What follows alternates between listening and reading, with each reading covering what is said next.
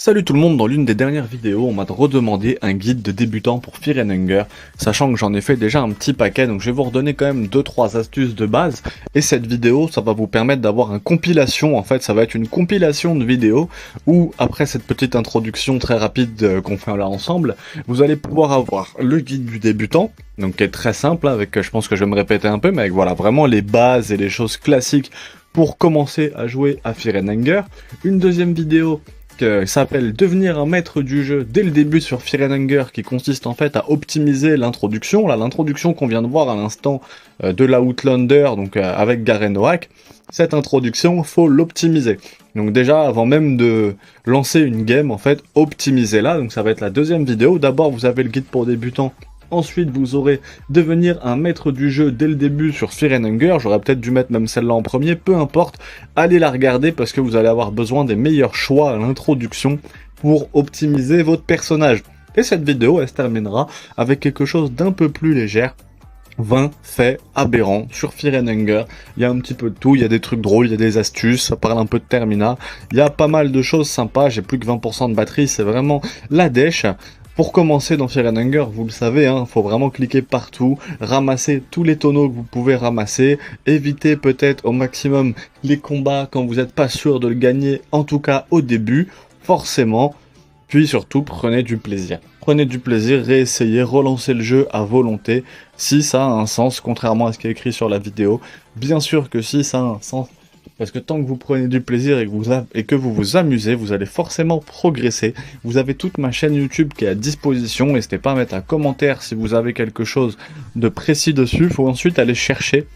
Là, il y en a un qui m'a mis que ça ne servait à rien ce que j'avais dit pour les explosifs viales.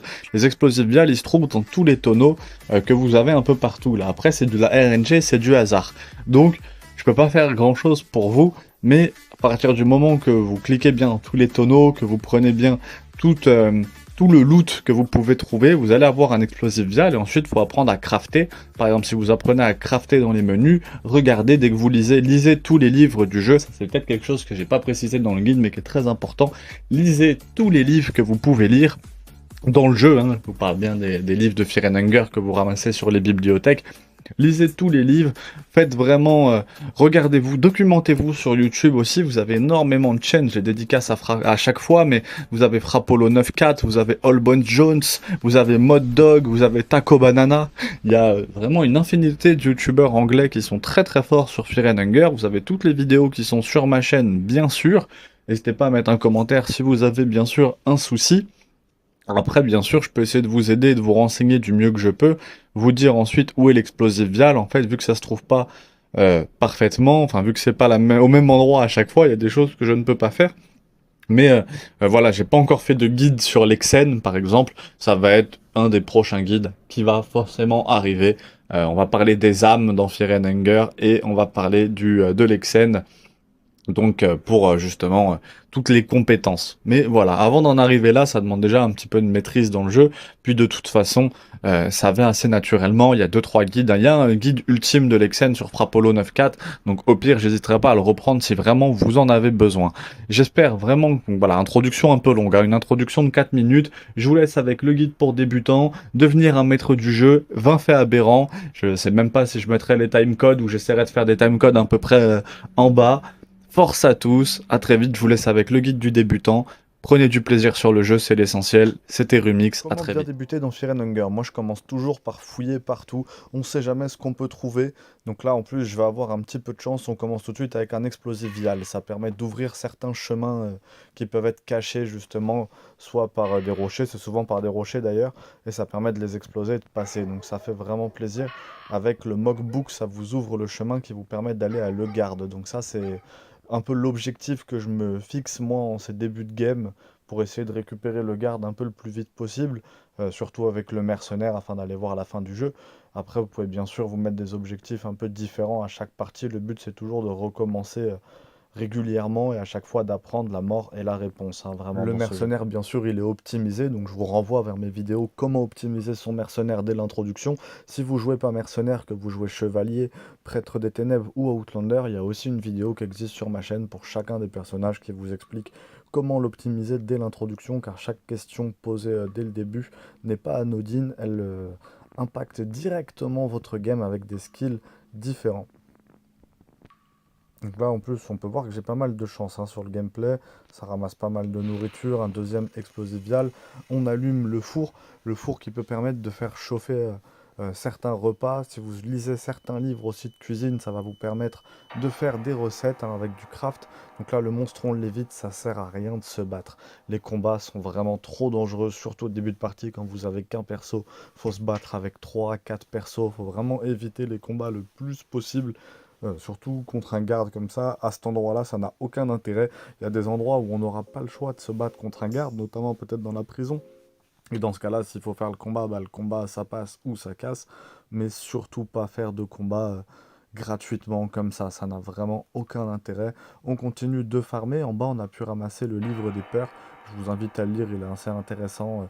Ça parle de toutes les peurs que le jeu utilise sur vous. Donc là, le mock-up book, j'en profite pour le récupérer. Le garde, il ne me suit pas. Vous voyez, vous suit pas forcément. Et avec dash, vous allez plus vite que lui. Si vous n'avez pas dash, forcément, vous êtes plus lent que lui. J'ai vu pas mal de vidéos passer de certains youtubeurs justement qui ne l'utilisaient pas. Après, je peux comprendre, des fois, ça doit être un choix. Lockpicking qui permet de déverrouiller la petite fille. Je vous renvoie vers ma vidéo comment trouver la petite fille en moins d'une minute. Donc on arrache le drapeau, ça permet d'avoir un close fragment. Si jamais on saigne, le close fragment, ça permet justement d'enlever le sang, en fait, tout simplement de penser sa plaie, quoi. Je pense qu'il fait un garrot avec et j'imagine que c'est ça. On ramasse encore du rotten mine. Donc on a un verre qui monte sur notre bras et ça doit pas être très très propre. On continue à ramasser du stuff et on va pouvoir accéder à une nouvelle zone. Donc courtière. On monte, il y a du stuff sur la droite, il y a un bâton à gauche. Il y a une porte un peu spéciale, c'est une porte qui s'ouvre uniquement avec un talisman. Le Dark Prêtre peut l'ouvrir lui de base et derrière, on a tout l'arbre de compétences. On a une espèce de puits, je crois que ça s'appelle l'Exen, je ne veux pas dire de bêtises, moi il y a une espèce de puits et c'est un arbre de compétences qui se situe derrière. On continue à faire tous les livres avec ce système de pile ou face. Et là j'ai de la chance, je passage off ma arbre, tac, on continue. Les mobs qui faisaient la prière nous calculent pas, donc on les calcule pas. Et on entend un craquement sous nos pieds, mauvais signe, effectivement, on va rater le pile ou face en plus. Donc je vais me retrouver directement en prison. C'est pas grave, ça va permettre de continuer à loot et de visiter directement le niveau 3. Donc il y a toujours un petit peu de loot par là. On va voir qu'on a un explosif vial. Je vous conseille pas de l'utiliser si vous en avez qu'un. Si vous avez qu'un seul explosif vial, je vous conseille de le garder. Par contre, si vous en avez deux, vous pouvez l'utiliser à cet endroit-là. Il y a un coffre qui est caché derrière. Donc je vais aller choper le contenu du coffre. Mercenaire, c'est vraiment le perso que j'ai joué le plus pour l'instant, mais je vais pas hésiter à vous faire d'autres vidéos en tant que chevalier, en tant que prêtre, et même en tant qu'outlander. Mais pour ça, n'hésitez pas à vous abonner, pouce bleu, pour que je sorte un maximum de vidéos sur le lore de Fear and Hunger tous les jours. Les Tinderbox, les Red Herb. Donc je sais pas si c'est un ou le 1, 2, 3. Je sais pas si c'est inspiré de Resident Evil pour les herbes, hein. Le fait que ça soit la Green Herb, la Red Herb, et le fait qu'on puisse les fusionner en plus et que ça fasse différents pouvoirs. La verte et la rouge, si vous la fusionnez, ça fait du poison. C'est la verte et la violette qu'il faudrait fusionner d'après un book. D'ailleurs, on a un book qui permet de sauvegarder instantanément, peu importe où on est. Et ça, c'est vraiment un book qui est très sympa à récupérer. Je pense que ça peut vraiment vous changer la fin de partie. Sinon, il y a aussi les parchemins qui vous permettent de les récupérer en tapant les bons mots en fait directement dans le parchemin. Et ça, c'est encore un peu plus poussé dans le jeu. Lockpicking, vous vous rendez compte à quel point lockpicking c'est très utile, hein. Ça permet vraiment de déverrouiller que la plupart des endroits du jeu. Donc surtout en début de game, pour découvrir le jeu, c'est vraiment quelque chose qui fait plaisir. J'espère que ce tuto vous aura plu sur Fear and Hunger. N'hésitez pas à vous abonner, pouce bleu. Je ferai des tutos peut-être comment bien débuter aussi avec d'autres personnages. Abonnez-vous, pouce bleu, une vidéo tous les jours, ça fait plaisir. Fear et Hunger te met la pression dès le début, il faut faire les bons choix à l'introduction, voici les choix optimaux quand tu joues le mercenaire. Donc tu as trois choix au début, soit être un voleur, soit être un cambrioleur, soit avoir une honnête vie. Voleur, ça te permet de voler, cambrioleur de lockpicking, donc de crocheter les serrures. Et honnête vie, c'est d'avoir des sous. Des sous, c'est pas une bonne idée, il faut prendre lockpicking, c'est le plus utile. même si vol peut être utile, mais lockpicking permet de débloquer facilement le vol. Deuxième choix, il faut abandonner ses camarades pour prendre escape plan, qui est beaucoup plus utile que l'autre option. Et en dernier choix, c'est le dash, parce que c'est ce qui permet de rendre son personnage 2 fois plus rapide, alors que les autres options, ça permet juste d'avoir soit un peu de nourriture, soit un peu de soins, donc beaucoup moins utile que le dash qu'on voit là effectué à l'écran. On voit que le perso va tout de suite beaucoup plus vite. Le perso va beaucoup plus vite, ce qui est vraiment ce qui rend le jeu beaucoup plus agréable. Abonne-toi à pouce bleu, des vidéos tous les jours sur le lore de Fear and Hunger. On a vu comment bien commencer avec le mercenaire, on a vu comment bien commencer avec le Dark Prêtre, et là on voit comment bien commencer avec l'Outlander dans Fear and Hunger. Attention, ce jeu contient des scènes extrêmes de violence, de sexe, etc. etc. Toujours bien jouer l'intro est extrêmement important dans Fear and Hunger, je ne le répéterai jamais assez. Donc on commence avec l'histoire effectivement de l'Outlander qui lui cherche le garde afin de se venger. Le garde est en équipe avec la chevalière et ils auraient massacré toute sa famille, donc lui il veut se venger. On conseille, merci à Frappolo94, hein, je me suis vraiment inspiré de lui pour ses vidéos, lui il conseille plutôt de commencer avec l'arc et les flèches plutôt qu'avec l'épée. Donc on va suivre son conseil, on va plutôt commencer avec 5 flèches, du coup c'est 5 ou 3 flèches, et avec un petit arc qui est fourni donc en choisissant la réponse du dessus, effectivement. Et puis on peut bien sûr se douter que si la chevalière et Griffith, le garde, ont massacré sa famille, lui il veut se venger, et bien sûr c'est encore grosse référence à Berserk je pense. Donc là on peut avoir ce short et ses arrows, donc les flèches, hein, très très cool. On continue à en apprendre sur l'histoire de le garde. Donc là, il vaut mieux dévorer les camarades afin d'apprendre la compétence d'ivour. Il me semble que ça rend de la vie ou que ça rend quelque chose quand on dévorera les monstres. Donc là, 2 choix encore qui vont se mettre à nous. Frappolo lui déconseille, il conseille de ne rien toucher, hein, c'est un peu drôle. Ne rien toucher effectivement. Et de finir avec le dash. Donc chaque personnage peut avoir le dash, hein. Merci pour le petit commentaire, quelqu'un qui a commenté ça sous une des vidéos. Effectivement, chaque personnage peut avoir le dash, c'est pas juste le mercenaire comme je le disais. Et donc là, avec dash, ça donne quand même un avantage considérable pour l'intégralité de sa partie. Vous voyez, je vais même sauvegarder ces paramètres et les enregistrer afin de faire une partie comme ça avec l'Outlander. Abonnez-vous, pouce bleu, une vidéo par jour sur le lore de Fear and Hunger. Comment optimiser son Dark Prêtre dès le début du jeu, dès l'introduction. Si vous avez déjà joué à Fear and Hunger, le jeu commence en vous demandant est-ce que vous souhaitez faire l'introduction. Bien évidemment, il faut la faire, car cette introduction détermine vos skills dès le début de la partie. Donc faire les bons choix dès l'introduction peut déjà vous donner un avantage sur tout le reste de la game. Donc, surtout avec un avantage comme on a vu pour le mercenaire sur une autre vidéo, avec le dash qui peut vraiment changer l'intégralité de votre partie. Ça vous permet aussi d'en apprendre un peu plus sur le lore du jeu. Donc là on apprend toute l'histoire du Dark Prêtre et on va avoir 2 choix pour commencer avec le Dark Prêtre. En haut, nécromancie, et si vous acceptez votre défaite, ça va être devenir le maître des insectes. La nécromancie est très utile, mais il vaut mieux devenir le maître des insectes, ce qui nous permettra derrière de débloquer le dash également. Le dash étant très utile, surtout si vous avez vu la vidéo sur le mercenaire. Donc là, on met quickly left, on part du temple pour débloquer l'alchimie volume 1 directement. On vaut mieux prier le dieu de la mort. Là, en fonction du dieu que vous allez prier, vous allez avoir l'affinité maximum avec ce dieu-là. Il vaut mieux bien sûr prier le dieu de la mort, hein. On joue le Dark Prêtre quand même, donc faut rester cohérent. Et en dernier choix, comme pour le mercenaire, vous pouvez choisir de soit stocker un item de soin, un item de nourriture. Il vaut mieux choisir Rush directement afin d'obtenir la compétence Dash. Je sais, c'est très contre-intuitif, j'ai fait beaucoup de parties où je stockais plutôt des items de soins et en fait il vaut mieux mettre Rush, ça vous permet d'avoir le Dash et vous voyez mon Dark Prêtre va beaucoup plus vite. On va aller voir ses compétences, vous allez voir qu'il a la compétence Dash qui reste une compétence très utile dans le jeu. Surtout pour aller récupérer le garde. N'hésitez pas à vous abonner, pouce bleu, une vidéo minimum par jour sur le lore de Fear and Hunger. Là on est plus à 4-5 vidéos par jour. Donc n'hésitez pas à vous abonner, pouce bleu, et merci à tous pour le soutien.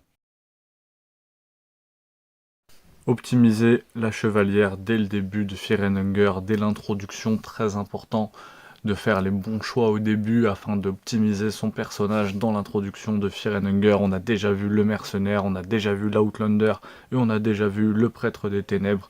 Il manquait plus que la chevalière Casca pour finir la série, donc on va voir ça tout de suite.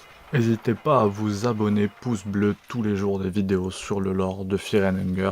Donc on commence l'introduction de la chevalière directement, on va en apprendre pas mal sur elle. Elle est venue sauver le garde, sûrement par amour pour Griffith, hein, si vous avez suivi Berserk. Le mercenaire, lui, il est venu ici pour voler et ramener de l'argent pour sa femme. L'Outlander, il est venu pour se venger parce que la chevalière et le garde ont tué sa famille et elle vient pour sauver le garde directement.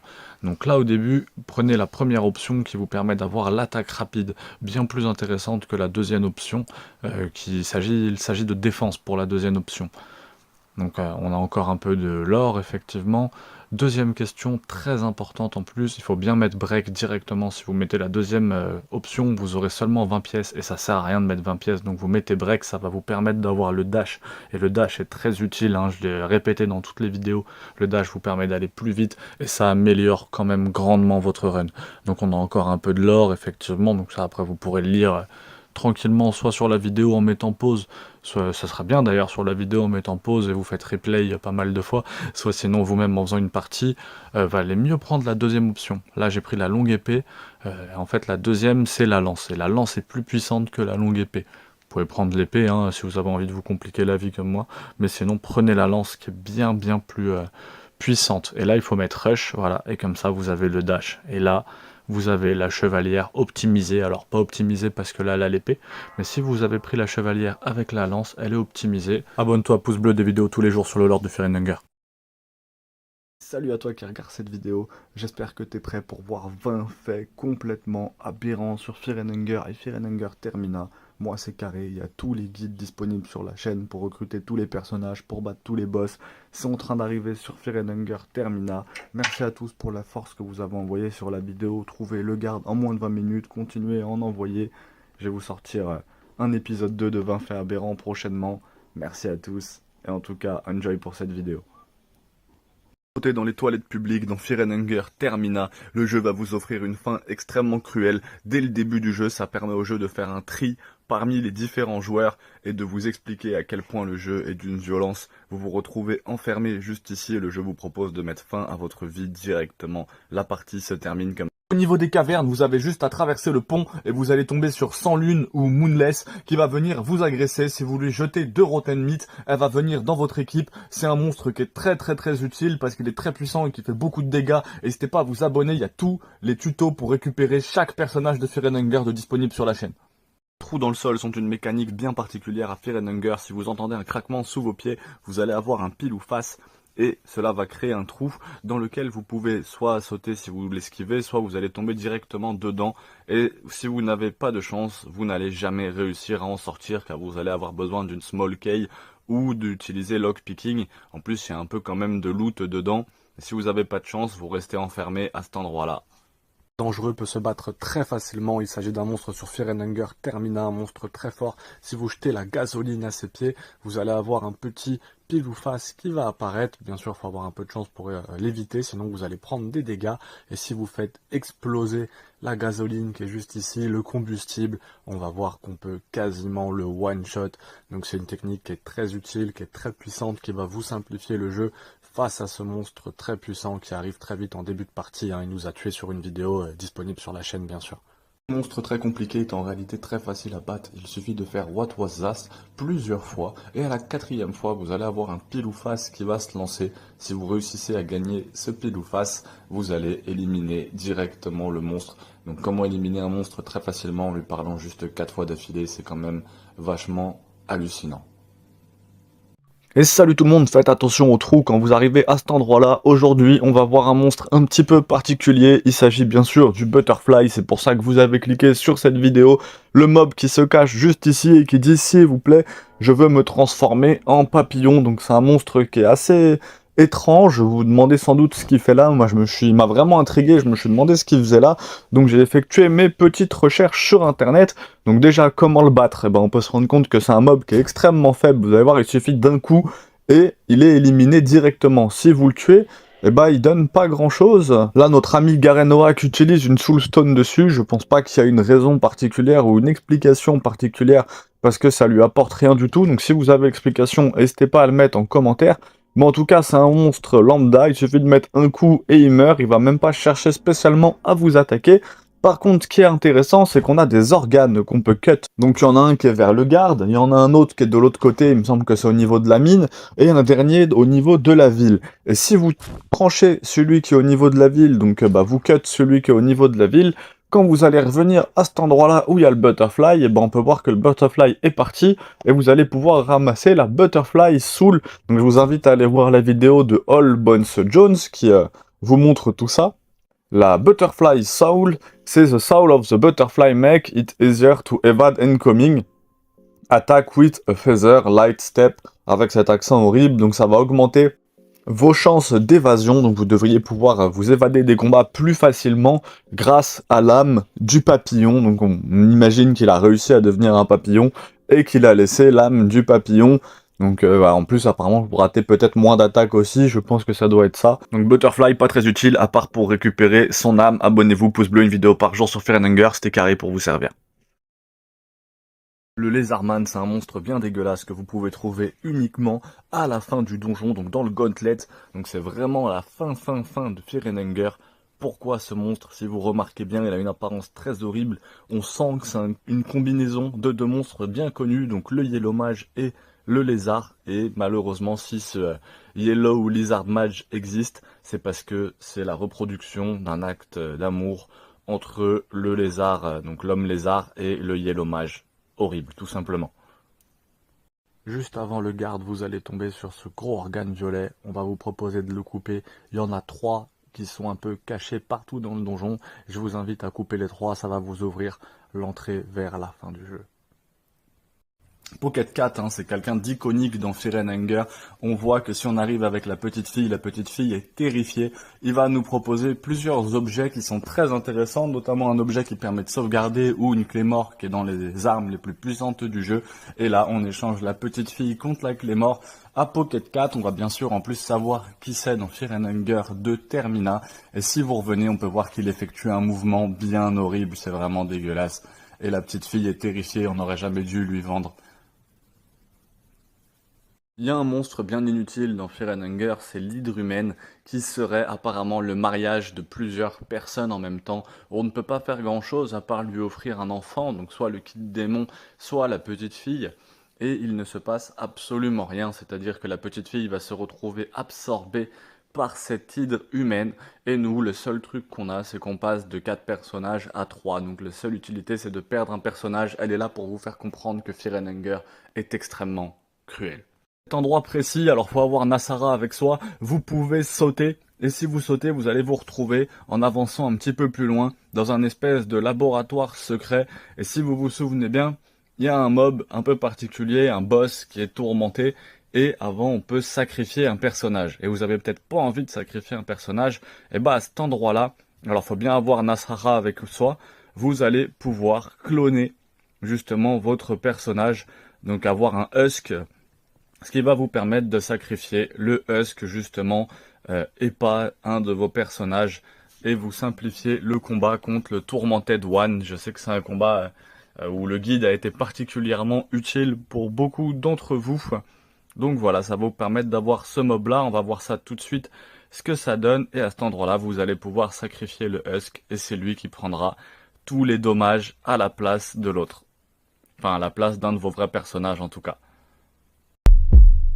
J'écrase mon pli, je rallume ma pli. Je me demande si c'est vraiment ça la vie. C'est pas ça la vie, à ton avis. Je finis par le début, là j'ai plus l'inspire. Mais dis-moi qui t'a dit, où est le paradis?